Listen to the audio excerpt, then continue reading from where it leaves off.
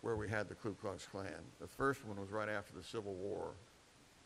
Basically, it was organized in 1866 in Pulaski, Tennessee, by a former Confederate General, Nathan Bedford Forrest. And he ran it for 3 years and was basically involved with everything that was going on throughout the Deep South, mostly in Tennessee, Mississippi, Alabama, Georgia, the Deep South states. They elected him while he was there as the Grand Wizard in 1969. But by this time, the Klan was more active in Alabama than in the other southern states, and Forrest decided that he had accomplished what he had set out to do and dissolved and disbanded it.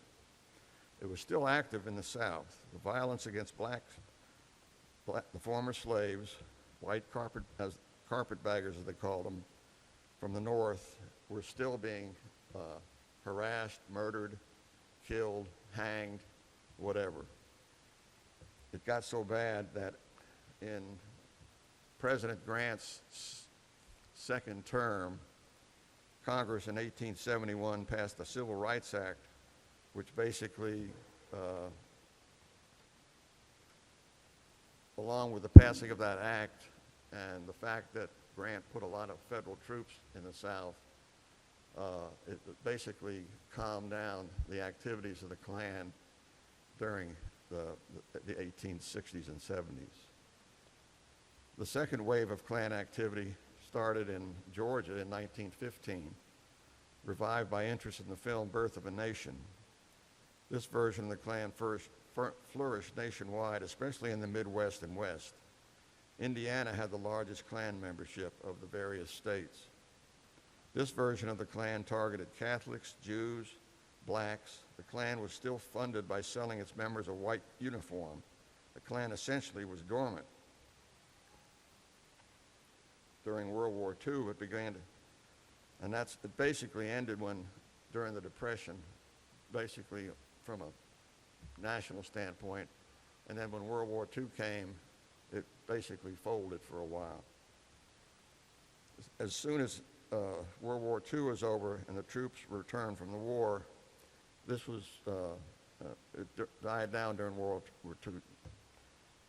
After the war ended, vets coming home in late the 40s and 50s, desegregation of the armed forces, Brown versus Board of Education in 1954,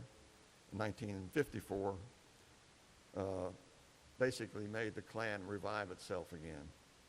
The Klan group that was active in Alabama was the United Klans of America, Knights of the Ku Klux Klan, basically abbreviated UKA Inc. KKKK. It had been formed in 1961 by the U.S. Klans, Knights of the KKK, which was active in Georgia, and the Klan, and the Alabama Knights of the KKK. The leader of the U.S. Klan was a fellow by the name of Edwards, who had an off and on-again relationship with Shelton. After Shelton was fired by B.F. Goodrich in November of 1959, Edwards was able to temporarily remove Shelton from his position with the Alabama Knights, and then Edwards died in 1960. The man who had replaced Shelton had marital problems and was ousted by the Alabama Klan, and Shelton was reinstated. So in July of 1961, at Indian Springs, Georgia, Shelton was able to merge the two groups into the UKA and was elected Imperial Wizard. He stayed in that position for over 20 years. Let me try to give you a timeline of what was going on when I got to Tuscaloosa. I said that the Klan started basically in the 50s. So in 1954, we had the Brown case. In 1957, we had the Little Rock, Arkansas LR9 that Ike integrated the schools in Arkansas. In 1960, we had the sit-downs at the various stores in the towns in North Carolina, the sit-ins. In 1960, SNCC was formed. That's the SNCC. That was the Southern National Christian Corporation.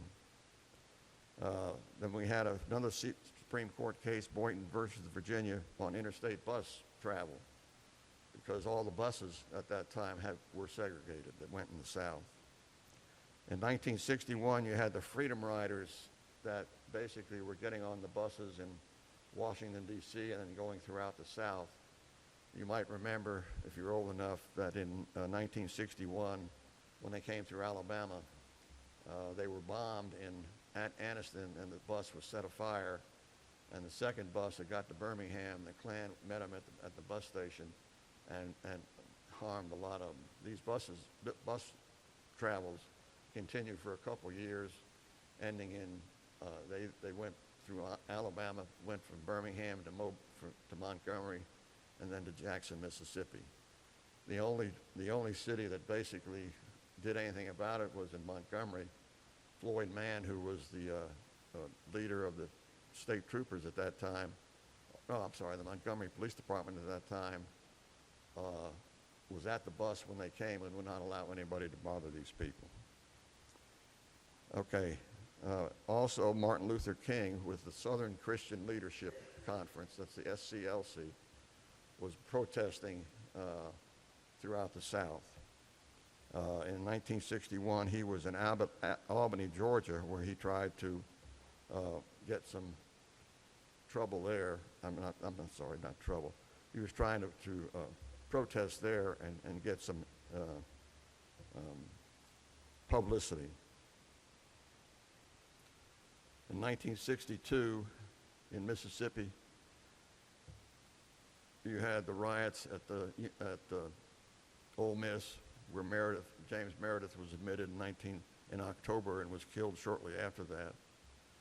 You had two major groups that were doing the protesting. You had the SCLC, which was Martin Luther King's group that believed in acting calmly and not arousing people's tensions.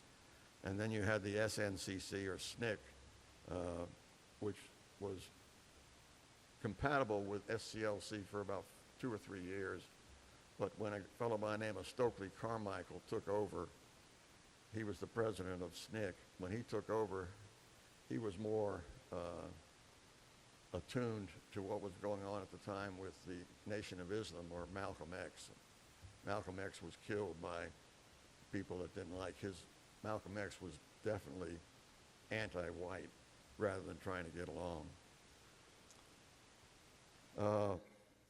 1963, a lot of demonstrations and protests in Birmingham. You had in April of 63, Martin Luther King had been arrested in Birmingham, and you had his letter from the Birmingham jail. On June 11th, you had Vivian Malone and James Hood admitted to the University of Alabama, where basically Robert Kennedy had federalized the Alabama National Guard. Also, Wallace is a man that ran the Alabama State Trooper, a guy by the name of Al Lingo, whose name will come up again, basically left word with Shelton not to have the Klan anywhere near the University of Alabama during the integration. They half obeyed him. They got together and gathered, but they gathered in Cottondale, and the state troopers arrested about 50 of them because they had guns and stuff in their cars. Medgar Evers was assassinated in June of 63. They had the March on Washington in August of 63. You had the church bombings in Birmingham on September 15, 1963. You had JFK's assassination in November.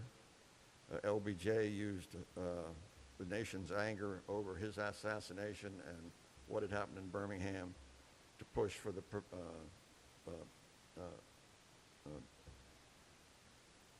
1964 Civil Rights Act to be passed.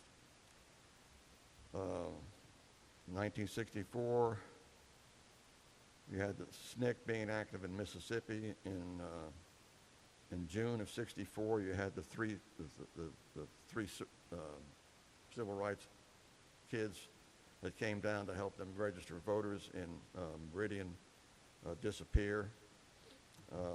Basically, it was Michael Schwerner, James Chaney, and Andrew Goodman were basically picked up by the Klan, picked up by the local police in Philadelphia, Mississippi, turned over to the Klan where they were murdered and buried in a dam that was eventually located and their bodies were retrieved. So in April of 1964, Congress passed the Civil Rights Act of 1964, which basically gave citizens the right to freely travel interstate, go into public places, participate in public activities on public parks, and basically help to integrate the schools in the South.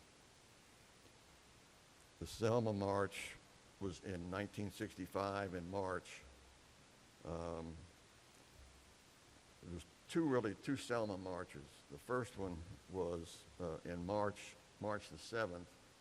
That's where they marched over Pettus Bridge and were met by the state troopers, and basically the posse that was run by the sheriff, Jim Clark, who was a very bad racist. And that's where you had all the problems with the beatings of the marchers. So they only got as far as the other end of the bridge and went back over the bridge because of the publicity now from the national news that basically allowed Johnson to get the Voting Rights Act of 1965 passed. Prior to that time, the second march that was led by Martin Luther King made it all the way to Montgomery, where they had a big demonstration. But on the way over there, a couple of the people that, a lady from Detroit and a black man that she met in that area were shot and killed by the Klan.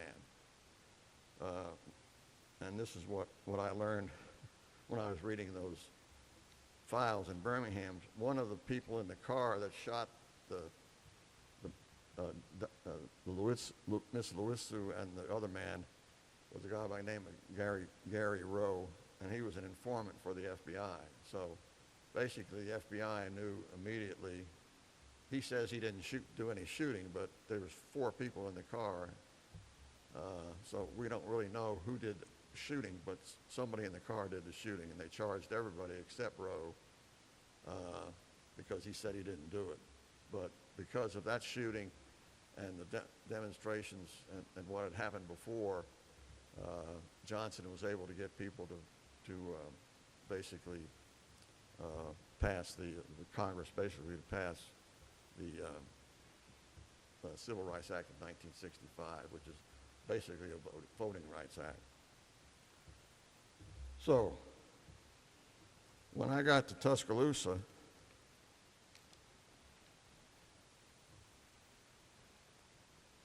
and what happened was the civil rights groups that were then protesting in Alabama got in touch with Dr. King and asked him to come to Eutaw, Alabama, because he wasn't making much progress in Albany, Georgia at the time, but in Eutaw, Alabama, they had a white sheriff who was a big guy, and the county was 84% black. And the people that called Dr. King thought they could get something going down in Greene County.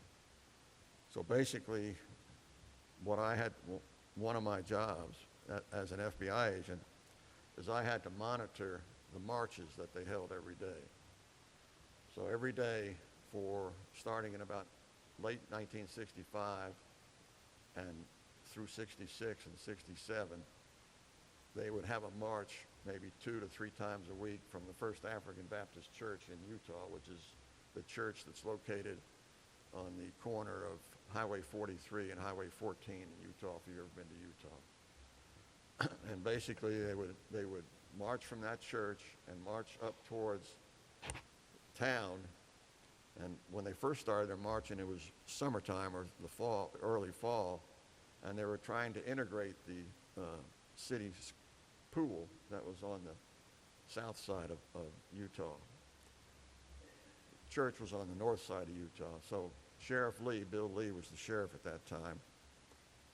He was a former football player at the University of Alabama, played in the ones out in California where we won the national championship.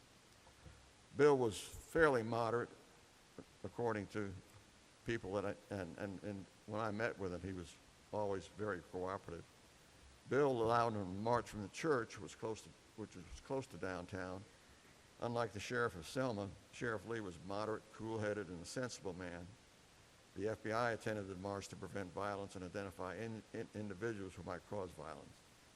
So this became my main work for about 7 years, along with 2 other agents assigned to Tuscaloosa. Spent most of my time in Utah for the next couple of years investigating civil rights complaints. Basically, they were trying to integrate their schools down there, and we had calls from people that were not allowed in to do an investigation. So we did the investigation for the Justice Department to see if they wanted to move to basically bring those schools or bring the system into court. That really never happened down there. What really happened down there was the public school system catered primarily to the black population, and then you had a great many of the whites form their own private school. So that's the type of school system you had in Greene County in those years. In 1965, Alabama's main Klan group was headquartered in Tuscaloosa. The FBI used informants during this time, and because they were helpful in identifying new Klan members and reporting potential violence. The backgrounds of these new members were then investigated by agents, and then they were interviewed by an agent for the purpose of intimidation to let them know that the FBI knew who they were. Most dropped out of the Klan after this, although a few became hardcore members. Basically, back then there were two Klan groups in Tuscaloosa. They called their meeting place Claverins, and they had a lot of written stuff that said what they should do, and I've got some stuff here that if you want to look at it while I'm talking, that's fine. Let me find it all. The magazine or paper that they used was called the Fiery Cross. And I've got a Fiery Cross issue. I've got a picture of Shelton, and I've got a little booklet they used in some of their meetings. I know for a fact that they didn't go through this all the time, but it might give you an idea of who we're talking about. Oops.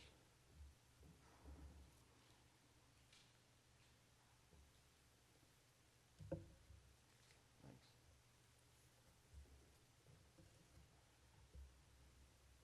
The two meeting places, they had what they called their group a Clavern. So the boss of the Clavern was called the Exalted Cyclops. They have a lot of funny names. But they had Clavern number 5, which was the Tuscaloosa Clavern, and they had Clavern number 38, which was the Northport Clavern. The Northport Clavern had a place that they used, which, if you're familiar with Tuscaloosa, if you go out Rice Mine Road, right across from where Nucor is now, there used to be a farm. They had a house out there that they used. They stayed there for a little bit, and they moved to a downtown location in Northport and stayed there for a little bit. And then later, several years later, they merged with Clavern number 5, which was the main group in Tuscaloosa. The Clavern itself was located on Skyland Boulevard. If you're familiar with where the interstate crosses Skyland Boulevard, if you're going towards Cottondale, you go up a hill, and they had about 9 acres on the left there, a big concrete building. That's where they met once a week for as long as I was around. And basically, I had an informant in that Clavern, and I had another informant that could tell me what was going on in the national office. The national office was also in Tuscaloosa, in the Alston building. When I first got here, it was on the 4th floor of the Alston building.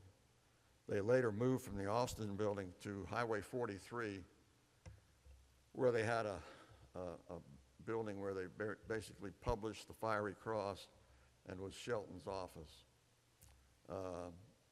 But the original one they had was at 401 Alston Building. I had two, like I say, I had two informants, and basically it was they were of course afraid of being found out, so I used to have to meet them at night somewhere in Tuscaloosa. So I had to figure out where a good place in Tuscaloosa was to meet them, and the best one I found was a place across the river, Ridgeland. Ridgeland at that time had been developed by George Wright, and he had his houses in the rear of the property, as you well know if you're familiar with that.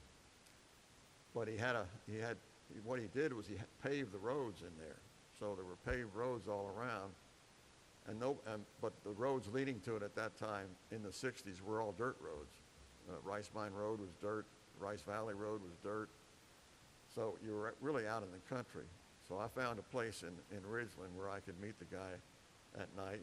We would meet just for a minute, because most of the reports I got were written reports from these guys, and they were paid as part of their part of what they were doing.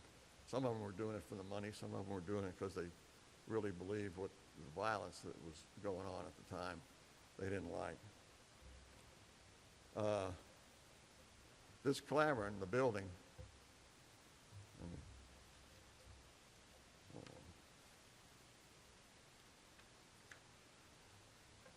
so I was involved with the Klan probably when I first got to Tuscaloosa in the 60s through the early 70s, because a lot of other stuff was going on during this time, including the Vietnam War, so you had the problems with that. And so Klan activity was sort of, organized Klan activity was sort of slow. And I was getting reports all the time, and not many people were showing up to the meeting, so the actual Klan group was slowing down. Except probably, I can't remember what year it was, I think it was 1967 or 68. The informant said, "Hey Eric, I got some young lads from Centerville that want to form a Klan. What should I do?" And I said, "Well, that's fine. Let them form it, but you make sure that you're associated with it." So that's what he did, and basically after about 2 or 3 months, they had 30 people enrolled in the Klan in Centerville. So I knew who everybody was, and we were going to do our usual thing, which was to go out and interview Klansmen. I'll tell you about that later. And he said, "Eric, our Klan members down here in Centerville want to burn that elementary school on the road leading from Centerville to Marion." I said, "When are they going to do it?" "Well, they're going to do it tomorrow night." I said, "Okay." So I called my friend in the Alabama State Troopers and told him what was going on, and he said, "We'll take care of that." So basically what the Alabama State Troopers did is they put 3 marked cars on the road between Centerville and Marion that night, just patrolling up and down the road. The Klan folks saw what was going on. They saw cars that they thought were possibly Klan members. They left. So the building, the school wasn't burned. Next day after that happened, I was able to get a couple agents from Birmingham, myself, and some agents from Tuscaloosa, and we drove to Centerville and interviewed all the Klan members, and found out later that that Klan group disbanded, since they knew we knew who they were, and they couldn't get away with anything. So, and that was the purpose of what we did. It was sort of an intimidation thing on our part, to make sure that we got background on the people that were in the Klan group, and then go interview them and tell them that we knew they were Klan members, and we know what you're going to do if you want to do it, and we'll be there when you're doing it. And like I say, some of them dropped out, some of them stayed, but they never really did that much in Tuscaloosa after I got there. But it was pretty bad before I got there. Because of that, Shelton wanted to sell the building out there on Skyland Boulevard. And the members that were left were fine with that because they thought they'd get a big price for it. Well, they got about they sold the property for $158,000. This is back in about 1967, so, about 1970. So that's pretty good for them, for price for that, but Shelton didn't give the money to the members. He was going to build a new national headquarters on some property near Lake Tuscaloosa, which is what he did. Then in 1981, a UKA Clavering that was still active in Mobile, one night, two of the members were going out. They saw this young black guy who they didn't know. They stopped, picked him up, and then hung him, killed him. Whoever was handling the Mobile Clavering found out who did it, and basically they were arrested and charged. And then Charles Morgan with the Southern Poverty Law Center sued the Klan, UKA, for the death of the boy, and won $65 million from the Klan. Now, the Klan couldn't pay $65 million, but they got the $158,000, and basically that was about the end of the Klan in Alabama. After that happened, that was 1981.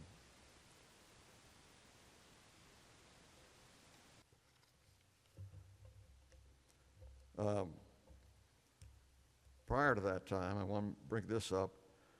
Prior to that time, in 1976, the Attorney General, a guy by the name of Edward Levy, because of the stuff that was going on in Vietnam and because of the use of informants, had been looked at not well by the people in Washington, basically notified the FBI that they could no longer use informants in domestic organizations unless that informant knew of something that was going to happen by that organization, which is counterproductive because if you're not a member, you're not going to know what's going to happen. So if you couldn't become a member, there's no way you were getting information, and that's what happened.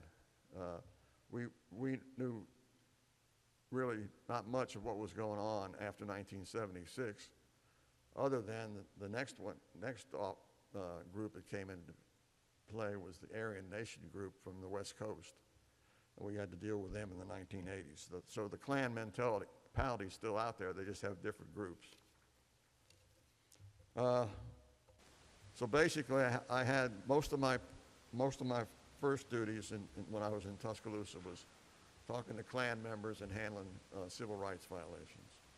And I feel like I've accomplished something in that regard because it was really heavy before I got there, but it really died down. That's not to say you don't have people with a Klan mentality today, but it's not organized like it was, which makes it more difficult to find out who these people are, and that's the problem we're having today on terroristic type things. It's not a group like the Klan was.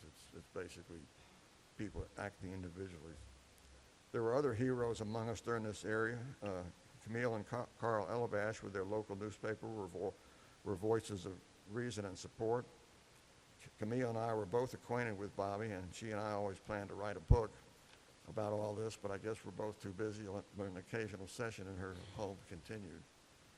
Ralph Banks, an attorney in Utah, big landowner down there, good guy, was sympathetic to the tenets of the Civil Rights Act.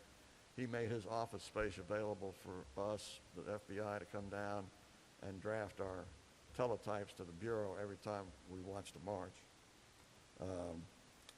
Buford Boone's Pulitzer Award-winning editorial on the Arthurine Lucy case in 1956 was very, very good. He was an ex-FBI agent. He was always active in helping us on stuff like that. The sheriff of Sumter County was a moderate sheriff, and we never had much problems on the demonstrations in Sumter County. Judge Kirksey of Aliceville, helped with the integration of the Pickens County schools, and I consider him a moderate force who knew what was the right thing to do. Among Episcopalians who helped us out as voices of reason and spiritual support was Emmett Gribben from Christ Church and the University Church of Christ, University Episcopal Church.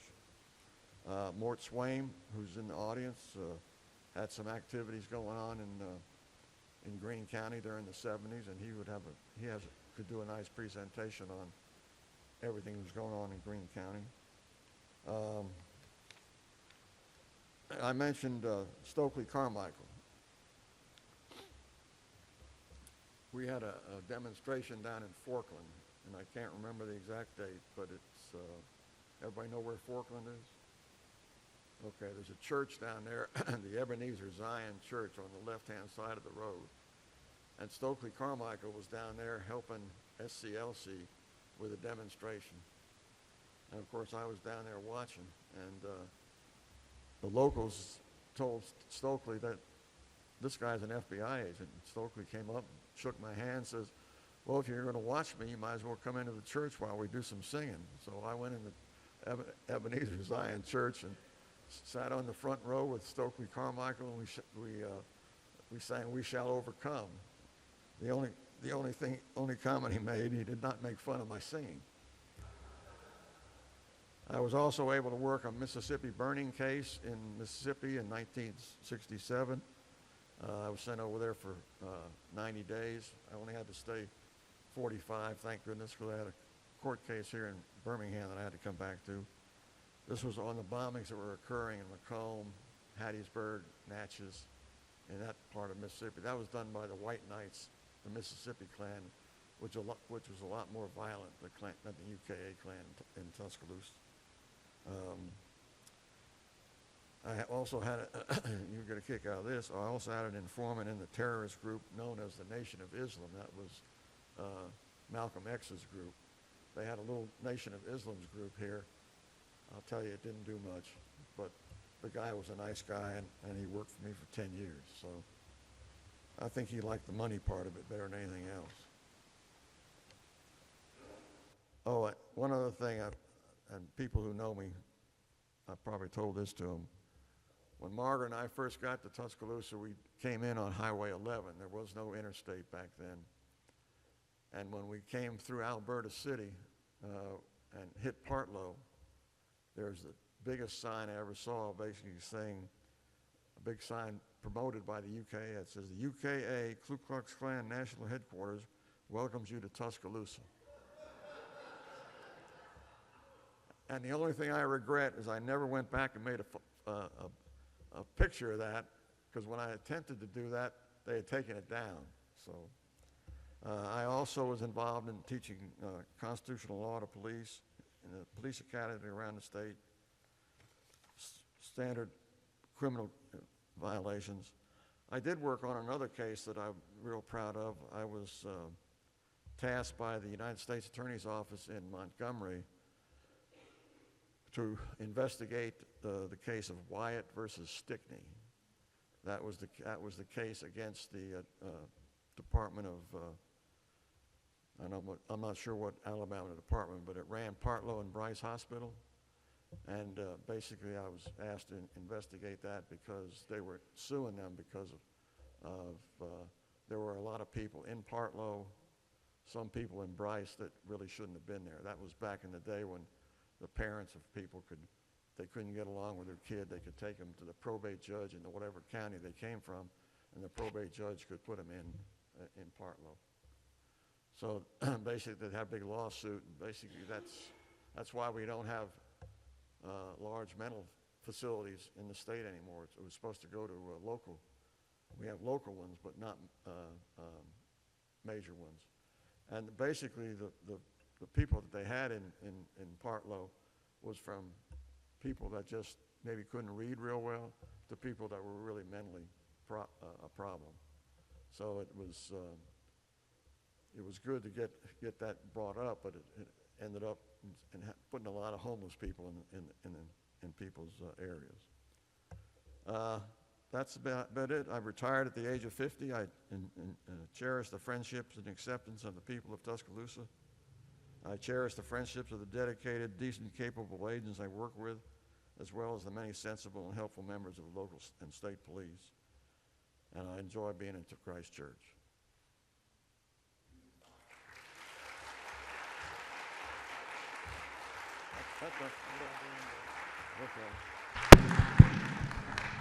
All right, Eric's not done yet. I had an informant in back, your wife, that said, this might be, if anybody has any questions, we probably got time for a couple of questions. Anybody? Sam in back. I don't know if Eric wanted to say anything about it, but I'd like to hear a little more about the campus unrest here at the university during the Vietnam protest era. I've heard you talk about that before. Well, you want me to tell everybody my nickname? Sure. My nickname was the Torch. Back then, we had to get informants in the SDS type organizations, the Students for Democratic Society. We had a local offshoot here in Tuscaloosa. Wasn't anything like the real SDS. And basically, the Bureau got after me because I didn't have any informants in the SDS type organization. So I talked to a police friend of mine, says, yeah, I got a kid, a student out there that's my drug informant. He could probably help you. I talked to him on, I'll never forget the dates now. I talked to him on May 31st of 1970 and asked him if he wanted to help me out with the student groups at the University of Alabama. He said, sure. So he stayed around for about 3 weeks, and then they started making drug arrests, and they pinned it on him as being the informant. So he said, Mr. Wilson, I got to leave. So he left town. But basically, before all this happened, they had the riots at the university after Kent State. Kent State happened on May the 1st, where the Ohio National Guard killed some students at Kent State. That riled everybody up throughout the United States, and even at the University of Alabama, where the demonstrations they used to hold on the front stairs there at the corner of it used to be the student union. Maybe they would get 10 to 12 people every Wednesday that they met. Kent State happens, and we had 100 at the demonstration. They had a demonstration that night over at the ROTC building, and then they went running up to Dr. Matthews's house and tried to get him to come out, and he wouldn't come out, so they took over the student union and ate ice cream all night long. And I was out there watching all this, and I was with my friend from the state police, good guy. I said, Bob, I'm a little tired. I'm going home. If anything happens, give me a call. So I went home May 1st. May 1st or 2nd, I can't remember what. Laid down, put my head on the pillow, ding, ding. Bob said, Eric, just get your butt down here.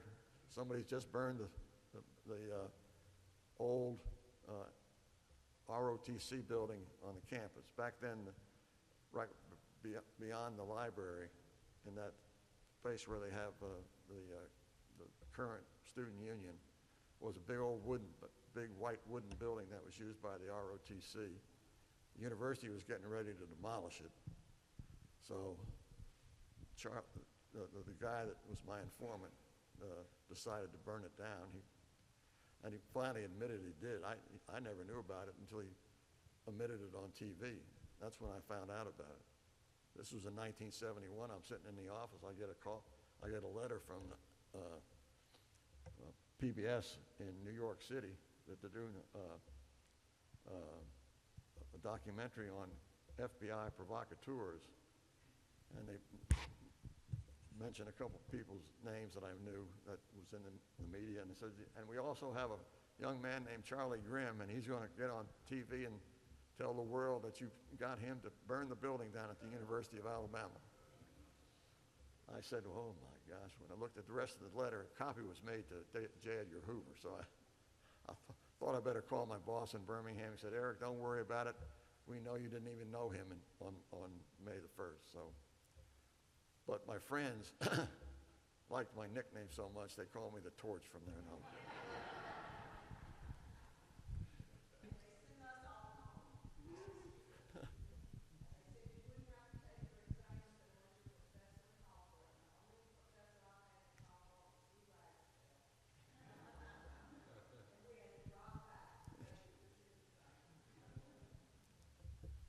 Anything else? Another question? Probably got time for one more, since you give such detailed answers.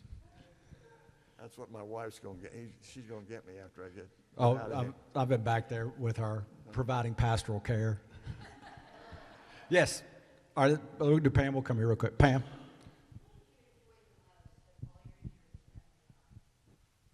Retiring.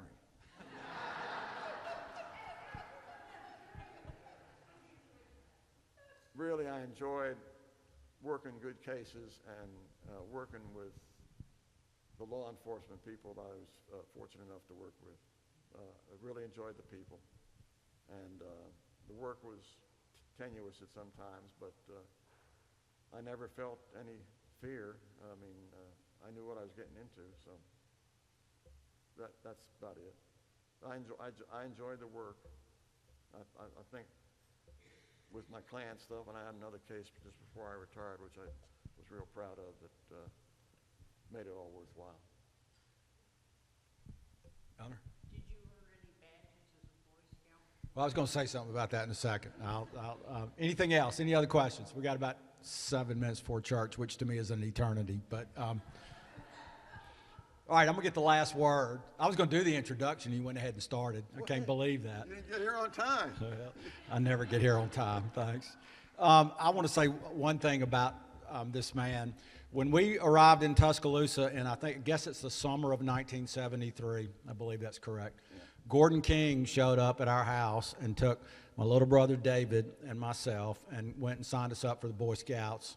And I was part of Troop 43 that met at St. Matthias.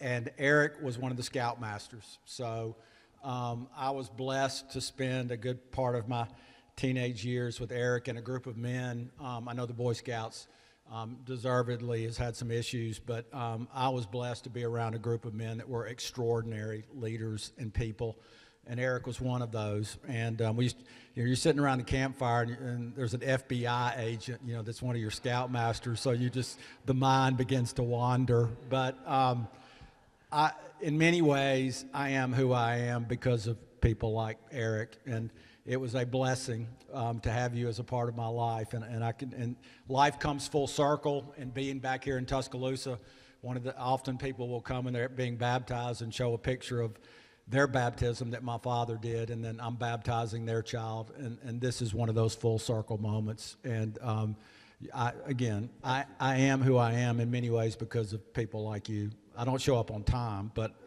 some of the other stuff. So I can't thank you enough. And thank you for being here to do this. Thank you, everybody. I appreciate it.